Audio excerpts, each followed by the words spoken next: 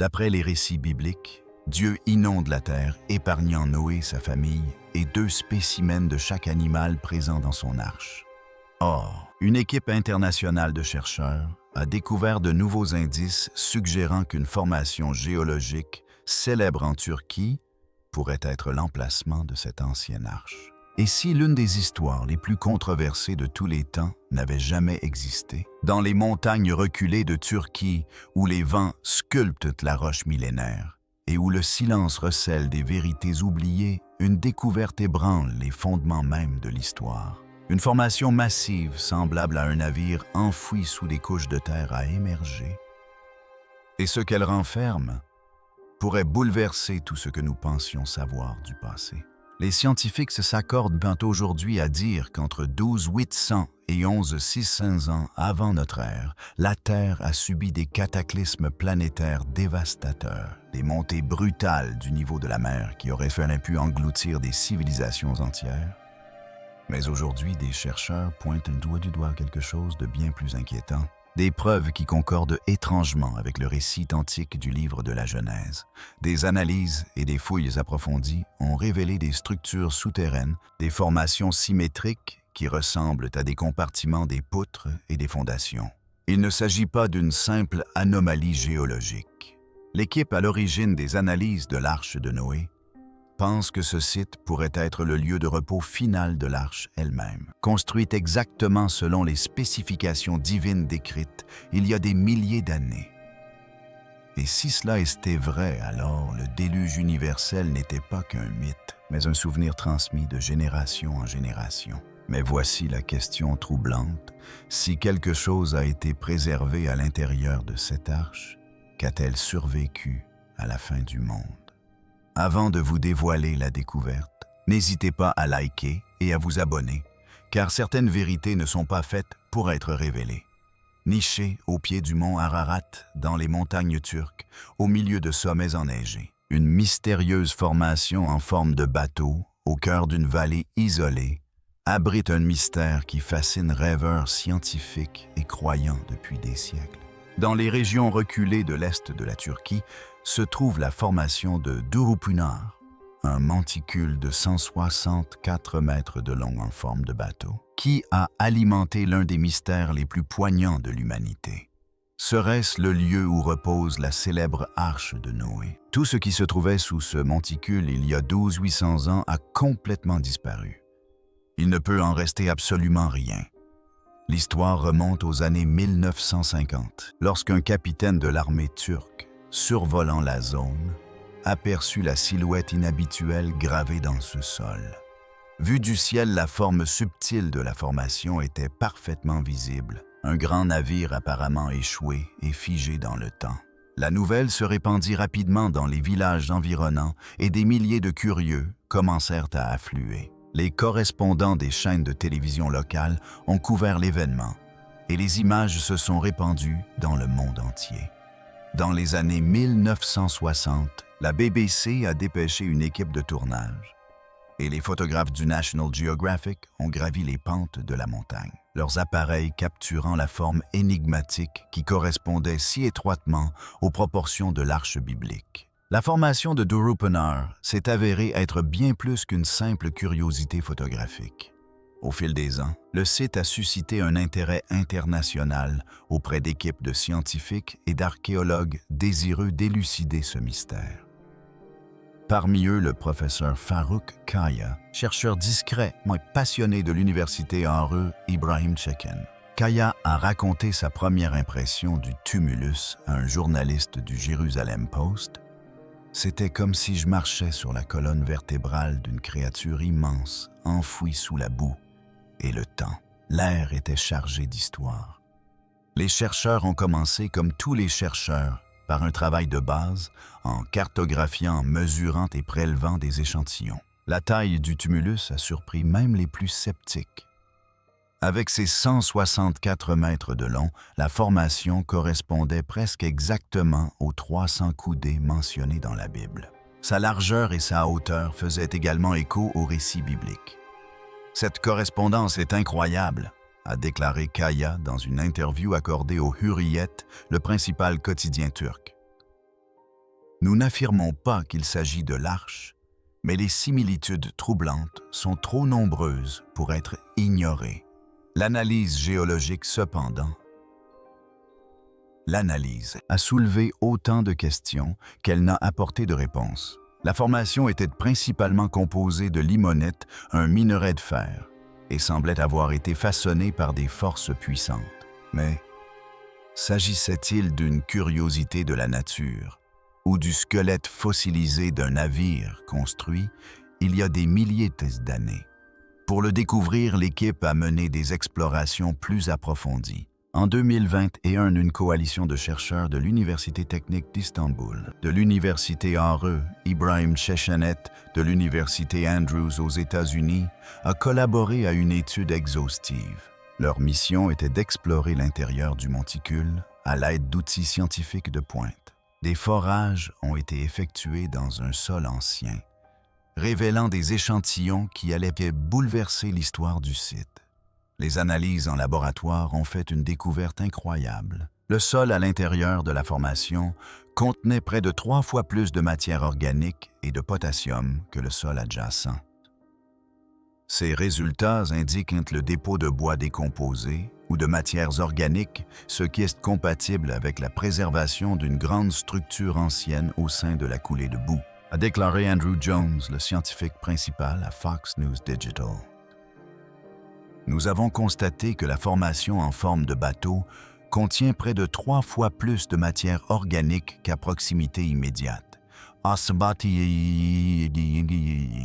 Le radar à pénétration de sol déployé par l'équipe de Jones a révélé un monde caché sous la surface.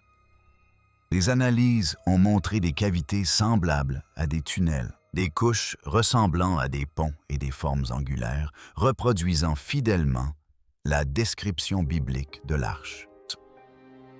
C'est exactement ce à quoi on s'attendrait s'il s'agissait d'un bateau construit par l'homme, a expliqué Jones à la Christian Broadcasting Network, avec prudence mais enthousiasme. Nous constatons la présence de couches de matériaux uniquement à l'intérieur de la structure du navire et nous en avons identifié 3 épaisses. Entre ces couches, nous avons découvert un tunnel central. Les preuves d'inondations anciennes étaient tout aussi convaincantes. Des échantillons de sol contenaient des substances argileuses, des dépôts marins et même des restes de fruits de mer, signe évident que la zone avait été submergée par le passé. Ces découvertes suggèrent que la région était habitée à l'époque et qu'elle a été submergée à un moment donné, ce qui corrobore le scénario d'une catastrophe majeure, a déclaré Kaya dans une interview au Jerusalem Post. La coïncidence était particulièrement troublante. La datation au radiocarbone a révélé une période comprise entre 3500 et 501, correspondant exactement au récit biblique du déluge. La couverture médiatique s'est intensifiée dès la publication de ces résultats. Le New York Post titrait « De nouvelles preuves à Durupunar confirment le mythe de l'arche de Noé ». NDTV et Fox News ont également diffusé de longs reportages sur ces découvertes. Le monde entier retint son souffle, tandis que les scientifiques débattaient de la signification de ce phénomène, croyants et sceptiques partageant leur point de vue. Les preuves suggèrent que ce récit pourrait avoir un fondement réel, ont déclaré les chercheurs aux journalistes, prenant soin de ne pas exagérer leurs conclusions, mais visiblement enthousiasmés par les possibilités. Malgré l'intérêt croissant, des doutes persistaient. La plupart des géologues affirmaient que cette formation était le fruit de processus naturels créés par des milliers d'années de coulées de boue et d'érosion. Le comportement humain ne confirme pas le récit biblique, expliquait le journaliste Tim Newcomb pour Popular Mechanics, résumant le consensus de la communauté scientifique. Même Kaya, dans son enthousiasme, était prêt à admettre les limites des preuves. Avec les datations actuelles, il est impossible d'affirmer que le navire se trouve ici. Il nous faudra beaucoup de temps pour percer ce mystère. Mais le mystère de la formation de Durupunar persiste.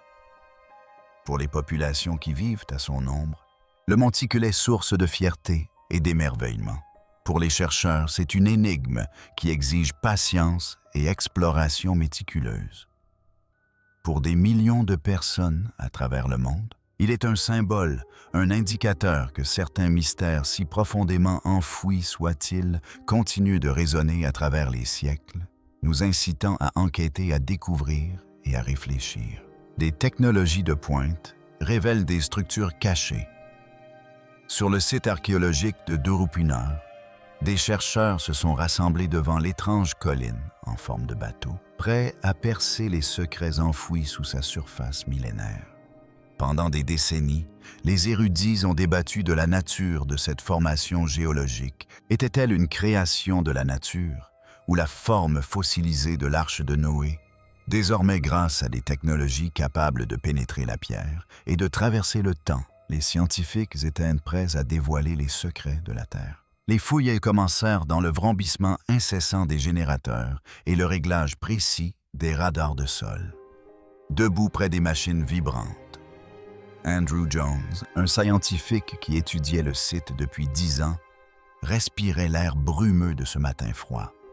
Interrogé par l'équipe de l'émission Forbidden History de Science Channel, il déclara « Nous ne sommes pas là pour poursuivre des légendes, mais pour laisser les données parler d'elles-mêmes. »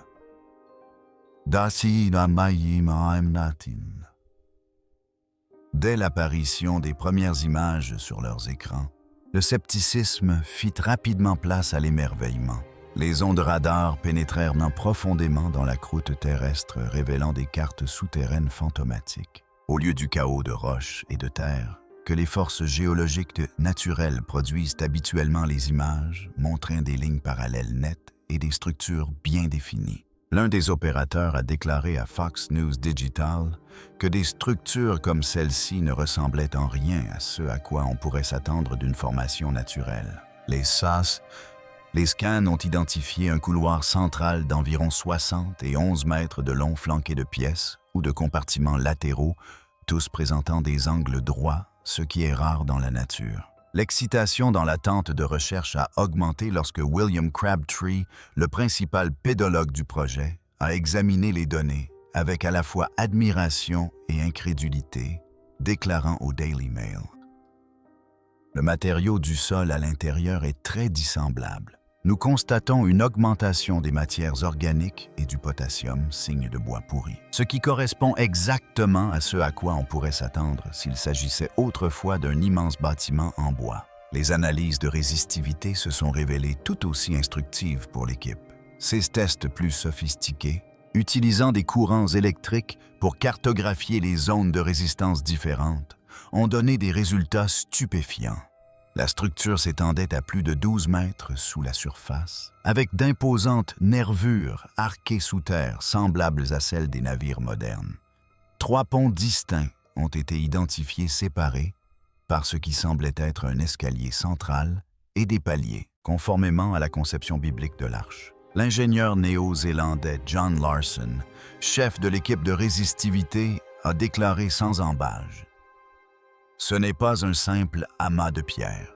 C'est une structure construite et non une formation aléatoire. » L'information a immédiatement fait la une des médias. NDTV a diffusé un reportage intitulé « L'Arche de Noé découverte. Des relevés radars révèlent une structure en forme de bateau en Turquie. » Le New York Post a quant à lui annoncé que les secrets du site parfaitement préservé avaient enfin été dévoilés. La chaîne Christian Broadcasting Network s'est entretenue avec Jones qui a expliqué avoir découvert des cavités en forme de tunnels, des formations ressemblant à des pontons et des couloirs à l'intérieur de la structure. C'est exactement ce qu'on s'attendrait à trouver si l'on cherchait un bateau construit par l'homme, a-t-il affirmé avec conviction, non sans une pointe d'étonnement. Grâce à l'analyse de données supplémentaires, l'équipe a mis au jour d'autres anomalies. L'herbe recouvrant la formation présentait une couleur différente de celle des zones environnantes. Un indice subtil, mais révélateur qu'un facteur sous-jacent affectait la chimie du sol. « C'est une empreinte vivante », a déclaré Crabtree à Newsbomb, un avertissement que la structure sous-jacente modifie le sol même qui la surplombe.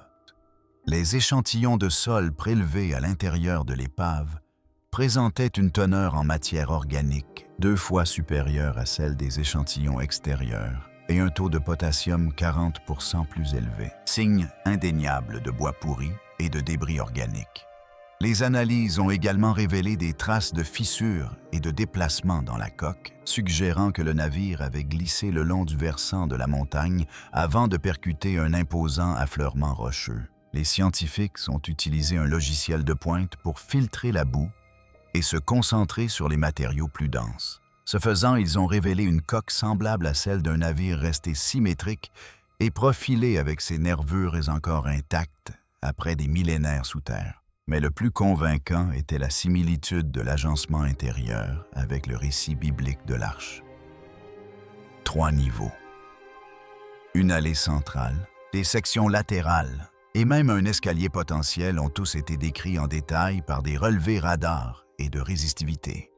Si vous deviez concevoir un bateau capable de résister à une inondation, c'est ainsi que vous le concevriez, a déclaré Jones au Jerusalem Post, propos repris ensuite par des médias aussi divers que CBN News et le Daily Mail. Comme pour toute nouvelle découverte, la frontière entre réalité et mythe s'estompa. Les scientifiques se sont gardés de tirer des conclusions hâtives. Avons-nous affaire à un phénomène d'origine humaine ou à un phénomène naturel rare? S'est interrogé Jones lors d'un entretien téléphonique avec Yeni Shafak. Alors que de plus en plus de preuves continuaient de surprendre le public international, l'équipe chargée de l'étude de l'Arche de Noé a promis de futurs forages et des relevés non destructifs, soucieuse de protéger le site des hivers rigoureux et des coulées de boue qui menaçaient de sa conservation. « Nous ne faisons que commencer », affirma Crabtree, les yeux à la fois graves empreints de la solennité de l'histoire et brillants d'excitation. « Quoi que ce soit, c'est incroyable, et nous devons au monde de connaître la vérité. » Alors que le soleil se couchait derrière le mont Ararat, les chercheurs rangeaient leur matériel, l'esprit foisonnant de possibilités. Sous leurs pieds, le sol recelait encore des secrets. Mais pour la première fois en plus de 30 ans, l'humanité disposait de la technologie nécessaire pour les percer. La Terre elle-même se souviendrait-elle de ce qui s'y trouvait autrefois non pas gravé dans la pierre, mais inscrit dans sa propre chimie, empreinte chimique et mystère du sol?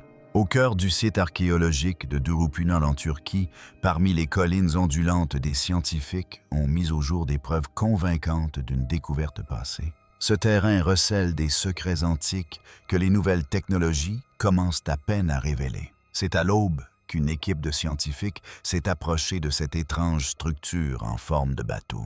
Leurs efforts visaient à prélever de minuscules échantillons de sol plutôt que des artefacts traditionnels. Leurs fouilles méticuleuses recherchaient des traces microscopiques de vie d'époque révolue, piégées dans la terre.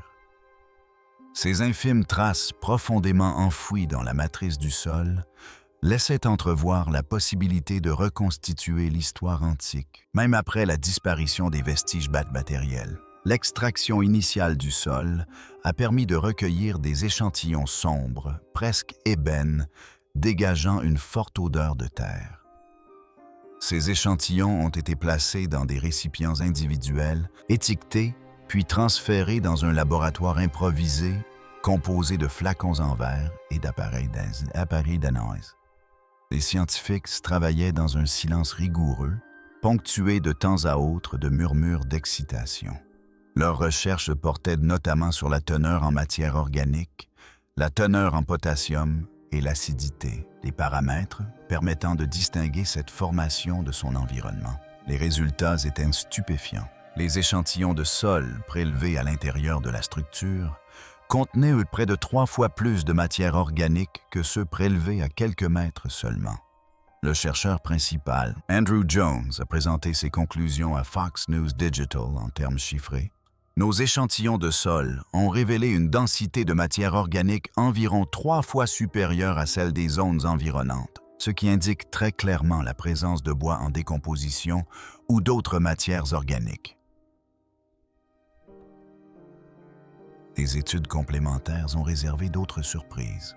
Les essoles présentaient des niveaux de potassium nettement supérieurs à ceux du paysage environnant, principal produit de la décomposition du bois et des végétaux, le potassium. En tant que substance élevée, est un indicateur subtil du passage du temps et de l'accumulation progressive de matière organique.